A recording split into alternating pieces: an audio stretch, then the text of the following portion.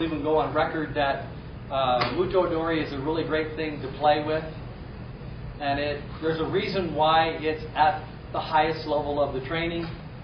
And it's not something that you should ever think, this is my own personal opinion, that you think that you're just going to get away with that because you're way through your training.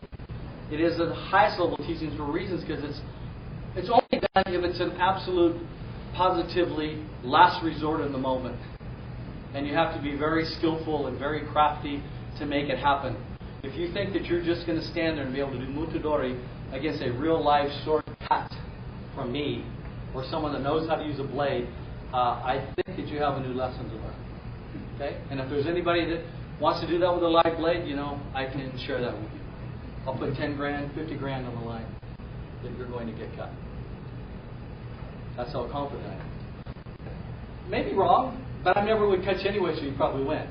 Because I wouldn't want that to happen. I'm just trying to illustrate a point that you want to learn those things, and you want to learn the paper-thin stuff, but a real swordsman is not going to know how to bury everything that they're doing in the middle of their cut. And since they're going to know all the things that we've already been talking about, right? That really knows how to move with a sword. It's a lot more difficult than just a basic cut.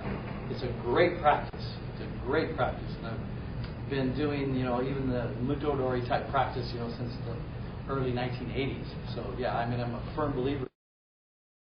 What I want to share with you here is that you could perhaps get the possibility, depends on the level of where he's coming, of just moving of the blade the best you can. But notice if I try to do that, maybe I don't need to do it at all.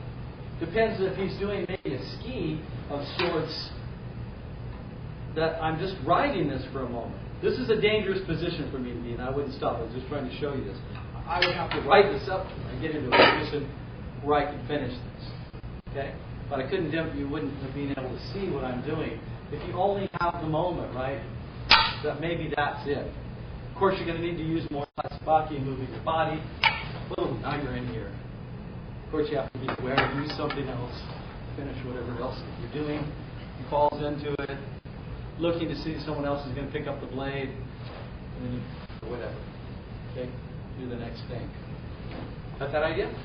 Let's play with it very slowly. All right. So what I want to try just with this practice is just slide. See, I'm sliding in, and that's one reason why they have guards.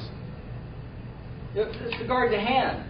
It's to guard the hand from slipping of a sweat to go up this way, but it's also guards. If you look at lots of other weapons and bladed things, some people have really big guards. That's so that the other sword doesn't, because of the clashing, doesn't cut through and cut the hands as well.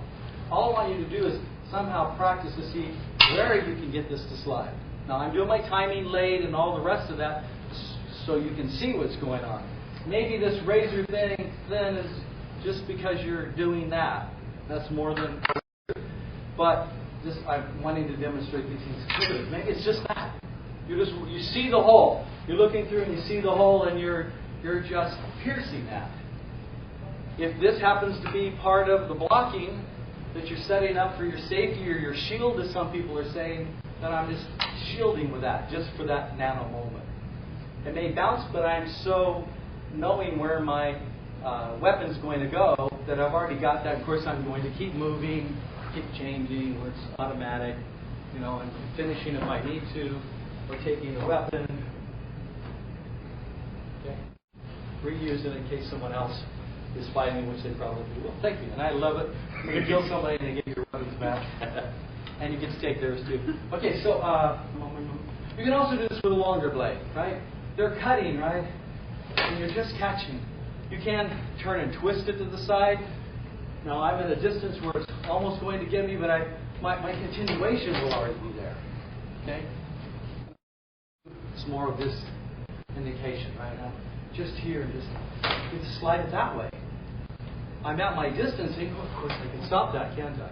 It's really easy to finish all of this. So practice with that idea and also practice with a different idea. See, I may be here first, and we're here, and all of a sudden I drop this off like that it is when I'm tired. Maybe I am, maybe I'm not. my blade needs to go, or learns to go wherever it needs to go. If it's moving, I'm going to cut it. That's my rule. If it's still moving, I'm going to hit it. Still moving, I'm going to cut it. And where I have to get it done. Maybe they think they're better, maybe, or whatever, and they have the sword. Again, it could be, when I'm hitting this, I'm hitting with the back of the blade. Maybe close enough to say, why are you attacking me? If he goes to fight more, then maybe you have to finish. Or maybe not. Maybe you just, okay. Do you want to try to pick it up? Okay. All right. So go play with those ideas, and then we'll have another instructor come and share some things.